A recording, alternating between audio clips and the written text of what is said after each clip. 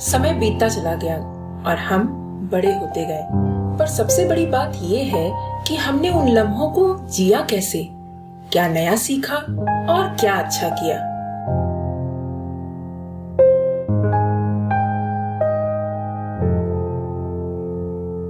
The taste of India podcast, जिसका सार विभिन्नता में एकता है, जहां भारत की सांस्कृतिक विभिन्नता को हम स्वादिष्ट व्यंजनों के माध्यम से एक सूत्र में बांधेंगे। इस कुकरी शो से अब आप बिना कंप्यूटर या बिना किताब छुए फोन के माध्यम से अपने ही किचन में इन स्वादिष्ट रेसिपीज को सुनते हुए बना सकते हैं। इन रेसिपीज को आप हमारे वेबसाइट thetasteofindia.com पर भी पढ़ सकते हैं। तो दोस्तों, आपके सामने उपस्थित है आपकी अपनी होस्ट पूजा और आपके को होस्ट दिलीप, और हम दोनों की तरफ से आपको इस साल की हार्दिक शुभकामनाएं। और हम एक बार फिर से आ गए हैं इस साल की अंतिम रेसिपी के साथ, और उस रेसिपी का नाम है पाव भाजी। जी हाँ, मुंह में पानी आ गया ना, मुझे पता था। पर उससे पहले क्यों ना थोड़ी चिट चैट कर ले। तो दिलीप, आपने क्या रेजोल्यूशन बनाया है इस साल के लिए? So Pooja, there are a lot of things that I am planning to do for the next year, but more than anything else, something that I've decided for this year is a little different, and which is something that I haven't been doing for the past few years. What I want to do is do a little introspection, do a little evaluation of what I did in the last 1 year, introspect on my successes and failures, learn from my failures, understand why I failed, and then put together a plan using all of what I learned from the failures for the last year. And that is something that is a resolution for the next year.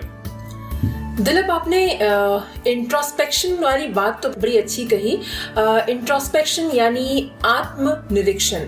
हमें से कई सारे लोग यही नहीं करते, और आज के डेट में हमें इसी की सबसे ज्यादा जरूरत है। That is right, Pooja. In fact, introspection is something that is a very minimally used word, because what we tend to do is we actually don't tend to look inside and ask ourselves as to what are the things that I did well and what are the things that I shouldn't have done in the last year. In fact, I would also say that we all need to do a lot of introspection to understand why is it that we failed on a lot of occasions, because that is what will teach us, or that is what will tell us what is it that I need to improve, so that I can build my next year's plan based on those learnings, and then it will ensure that I will not fail again in the next year. But because we don't do it, and what we tend to do is every failures that we encounter, we just tend to ignore it. We cherish the successes and then keep moving on. All that it will do is that you will take a lot more time to achieve successes in the exact same things where you failed the last year. So like what you said, yes, we all need to do a lot of introspection. We all need to do a lot of evaluation of how our last year went, and then build our new year goals based on that. Thank you so much Dilip, आपने बहुत ही अच्छी बातें share की हमारी श्रोताओं के साथ, and I hope कि हमारे श्रोता भी इन चीज़ों को नज़रअंदाज नहीं करेंगे और ध्यान में रखेंगे। तो फिर इसी के साथ हम बढ़ते हैं आज की रेसिपी के साथ। That is right. So let's get on to the pav bhaji recipe, and let's look at the ingredients for this recipe. Alright, तो श्रोताओं, लिखिए आज की रेसिपी के सामग्री। और सबसे पहले हम लिखते हैं, हमें इसके लिए चाहिए होंगे 4 आलू, जिसे आप बॉईल कर लें और पील कर लें। उसके बाद हमें चाहिए होंगे टमाटर, जो कि आप 5 ले लें, 4 भी चलेगा, या फिर 4 से 5 ले लें, जिसे आप बारीक काट कर रख लेंगे। गाजर जो है वो हमें 1 चाहिए, जो कि आप बारीक काटेंगे। ग्रीन बेल पेपर यानी कि शिमला मिर्च 1 लेंगे, उसे भी आप बारीक काट लें। हाफ कप जो है पीस ले लेंगे, मटर। वो आप बेटर है कि फ्रेश मटर यूज़ करें, क्योंकि अभी विंटर का सीज़न है और फ्रेश मटर मार्केट में अवेलेबल होगा, तो आप वही यूज़ करें तो ज़्यादा बेहतर होगा। और उसके बाद हमें चाहिए होंगे 1.5 टेबल स्पून जो है पाव भाजी मसाला, 1 बिग स्पून ऑयल, यानी कि तकरीबन 4 से 5 टेबल स्पून जो है तेल, 4 टेबल स्पून तेल ही आप इस्तेमाल करें इनफैक्ट। 50 से 60 ग्राम बटर, नमक स्वादानुसार। और ये जो सामग्रियां आपको बताई है ये हमें भाजी बनाने के लिए चाहिए। उसके अलावे बाकी के इंग्रेडिएंट्स जो हैं वो ये है कि हमें कुछ चीज़ें चाहिए होंगी जिसे हमें ग्राइंड करने हैं और जो हमें भाजी बनाते वक्त डालेंगे। तो उसके लिए हमें चाहिए होंगे फेनुग्रीक लीफ जो कि हमें 1 टीस्पून चाहिए, मेथी दाना 1 टीस्पून और लौंग 5 से 6। इन तीनों चीज़ों को आप ग्राइंड करके साइड में रख सकते हैं। उसके बाद हमें तड़का लगाने के लिए कुछ चीज़ें चाहिए होंगी और उसके लिए हमें चाहिए 2 प्याज जिसे आप बारीक काट लें, 1 टेबलस्पून जिंजर गार्लिक पेस्ट चाहिए होगा, 1 टेबलस्पून पाव भाजी मसाला चाहिए होगा, 4 teaspoon Kashmiri red chilli powder, 50 से 60 ग्राम फिर से बटर चाहिए होगा, 1 टीस्पून सॉल्ट चाहिए होगा, पानी आवश्यकता अनुसार।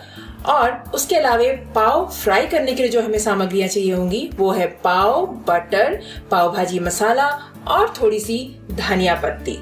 तो बस सामग्री इतनी ही है।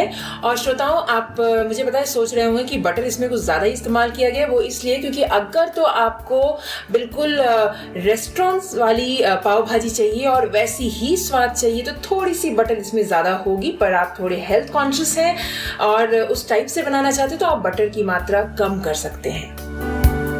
So on to the ingredients for this recipe. So what we'll need is we need about 4 potatoes boiled and peeled, about 4 to 5 tomatoes roughly chopped, 1 carrot roughly chopped, 1 green bell pepper roughly chopped, half cup green peas. So we'll recommend that you use fresh green peas because it's winter and that's readily available. About 1.5 tablespoon pav bhaji masala, 1 big spoon oil which is about 4 to 5 tablespoons of oil, 50 to 60 grams butter and salt to taste. And there are some ingredients that you will need to grind together. That's 1 teaspoon fenugreek leaves, 1 teaspoon fenugreek seeds and 5 to 6 cloves. You can grind this and keep it aside. The ingredients for the tadka will be 2 onion about finely chopped, 1 tablespoon ginger and garlic paste, 1 tablespoon pav bhaji masala, 4 teaspoon Kashmiri red chili powder, 50 to 60 grams butter and 1 teaspoon salt.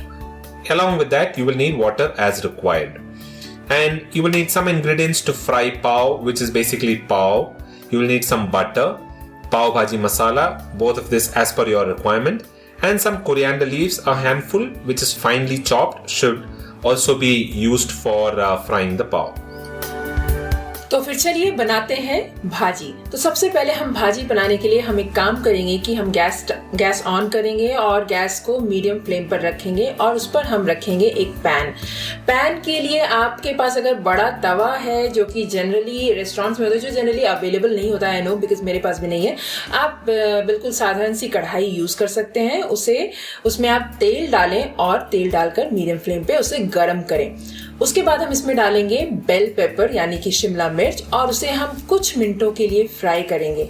और उसके बाद हम इसमें डालेंगे गाजर और उसे तकरीबन 2 से 3 मिनट तक भुनेंगे। उसके बाद इसमें डालें हरी मटर और उसके बाद इन सारी चीज़ों को अच्छे से मिक्स करेंगे और थोड़ा सा पकाएंगे जब तक कि आप देखें कि मटर जो है थोड़ा सॉफ्ट ना हो जाए।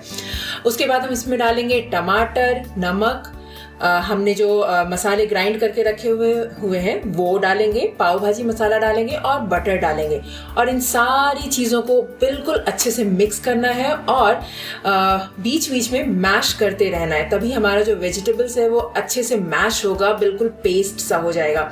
और उसके बाद जब आप देखेंगे कि जो है मैश होते होते ये जो वेजिटेबल्स है ये ऑयल छोड़ने लगता है, तब आप इसमें डालेंगे मैश किए हुए पोटैटो और उसके बाद इन सारी चीज़ों को अच्छे से मिक्स कर लें और मैश कर लें। और इस मिक्सचर को हम तकरीबन 5 से 6 मिनट तक फिर से पकाएंगे और पकाने के बाद गैस बंद कर दें और इस पके हुए मसाले को आप एक प्लेट में रखकर साइड में रखें। So first of all, to start off, we'll start making the bhaji. So what you will have to do is you'll have to heat oil in a pan on a medium flame.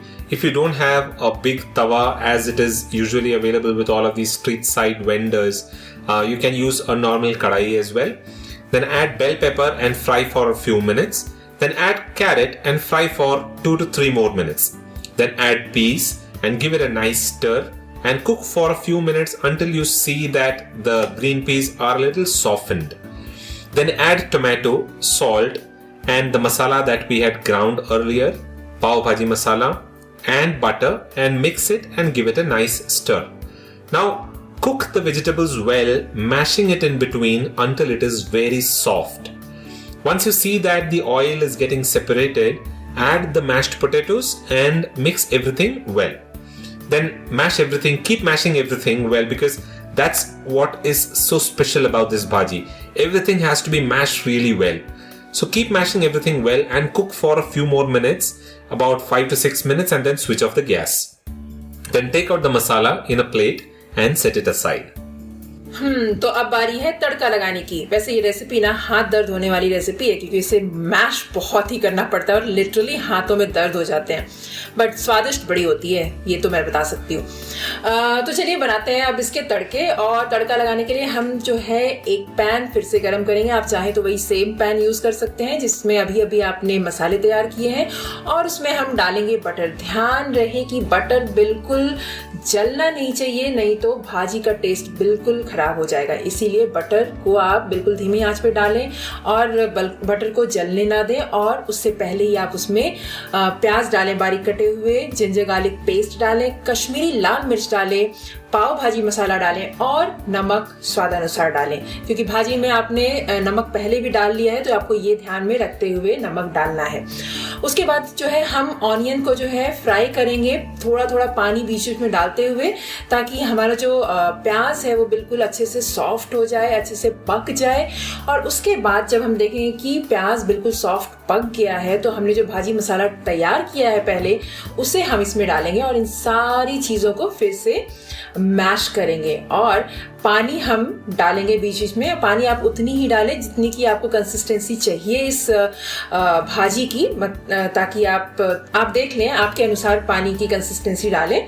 और उसके बाद जो है भाजी को हम तकरीबन 7 से 8 मिनट तक बगैर ढके हुए पकाएंगे। So the second step is to give a tadka to the bhaji. So for that, what you'll do is you'll first heat the same pan, or you can heat a different pan as well, entirely up to you. So heat a pan and add butter to it. Ensure that the butter doesn't burn. You need to ensure that it doesn't happen, because that will change the taste of the bhaji. Then add chopped onion, ginger garlic paste, Kashmiri red chili powder, pav bhaji masala, and salt if needed. Keep in mind that you already added salt to the bhaji earlier, so ensure that you're keeping that in mind when you're adding salt here. Then fry the onions by adding little water in between, so that the onion becomes soft and it gets cooked really well. Then once the onion gets cooked well and it has become soft, you can add the bhaji masala that we just prepared, add that to this and mash everything really well. Then add water to the desired consistency. So that is again entirely up to you. Somebody like it a little thick, somebody will like it a little watery, so entirely up to you, but don't add a lot of water to it. Add this water and then mash this mixture really well again. Then cook this bhaji uncovered for about 7 to 8 minutes.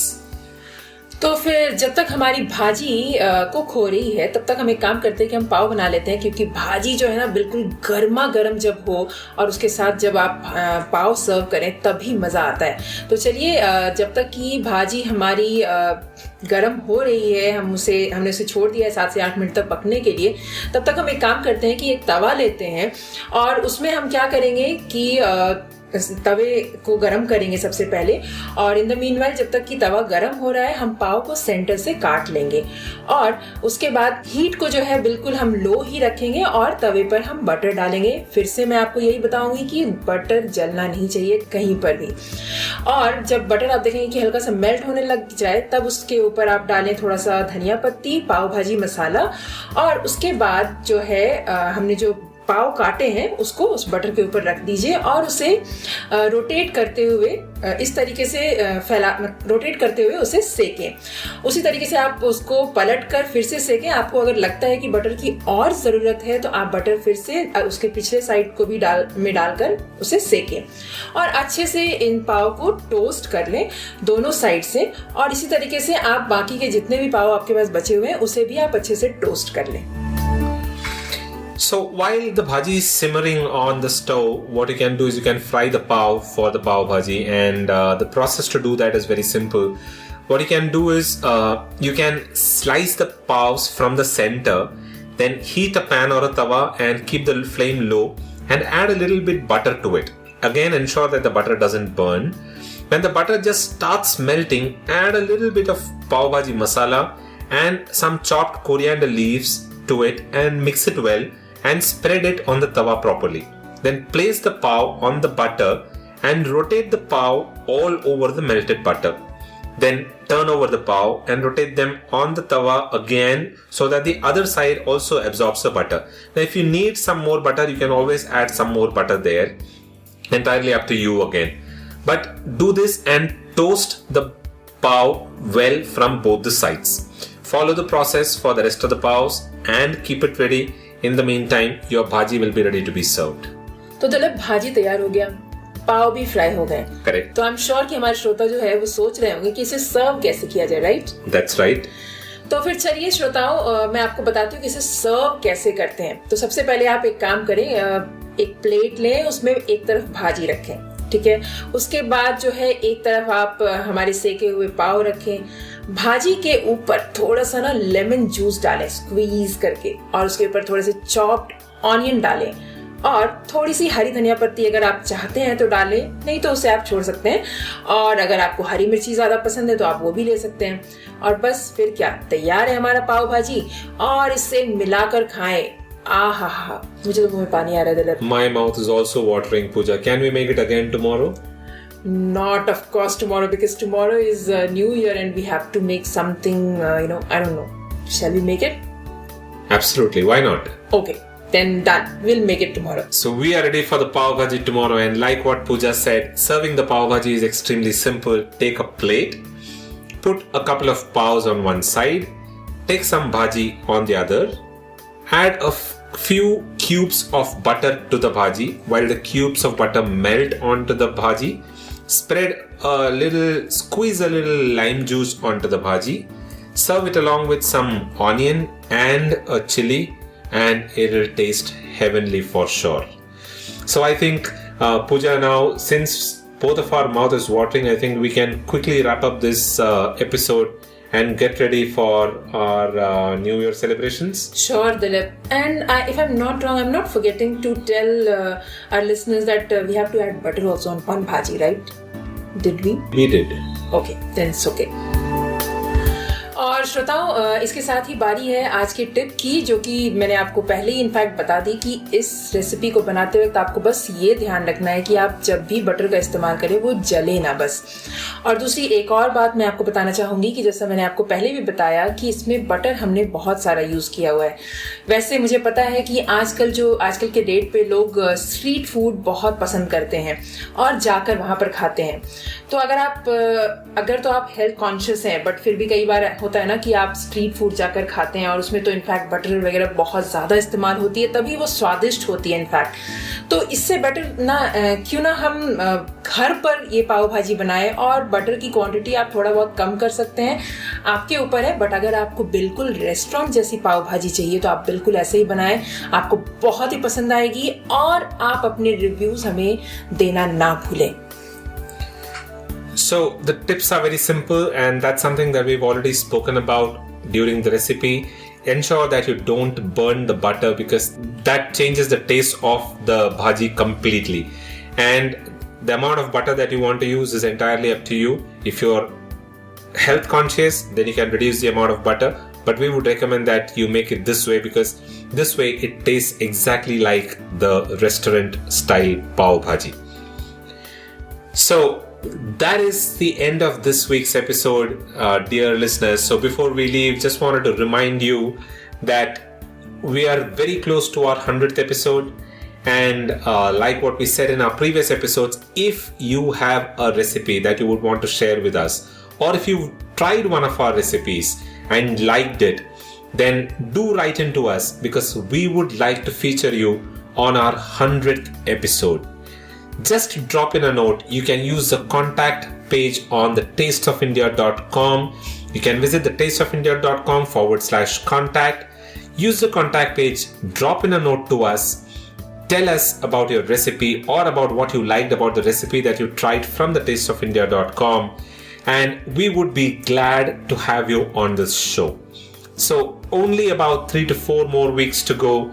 Send in your entries. We'll pick the best and feature you on this podcast. Don't forget to subscribe to this podcast so that you are updated with the latest recipes that we come back with. So do subscribe to the podcast to stay updated. Send in your feedback and suggestions to us. Give us a genuine rating on iTunes, because your ratings helps in the overall rankings of the show on iTunes. You can listen to this podcast on iTunes, Google Podcast, Stitcher, and almost all the other podcast platforms. So we'll come back again the next week with another tasty recipe. But before we leave, the two of us here would like to wish you a very happy new year.